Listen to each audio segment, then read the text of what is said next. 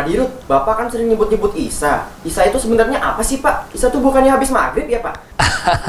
Loh, bukan begitu, Mas. ISA itu adalah organisasi internasional yang mewadahi seluruh instansi atau lembaga yang mengelola jaminan sosial di seluruh dunia, bermarkas di Jenewa, Swiss, dengan lebih 320 anggota lembaga dari sekitar 160 negara. Terus peran BPJS Kesehatan apa, Pak, di sana? Nah, di ISA itu ada beberapa technical commission. Salah satunya yaitu teknis yang mengatasi atau mengelola program-program medical care and sickness insurance atau yang disebut biasanya itu TC Health, di mana Direktur Utama BPJS Kesehatan ditunjuk sebagai Ketua TC Health yang beranggotakan 18 member institution yang anggotanya meliputi negara-negara besar seperti Belgia, Prancis, Korea, Turki, dan lain-lain. Terus ada nggak, Pak, penghargaan yang pernah diraih BPJS Kesehatan, Pak? BPJS Kesehatan di dalam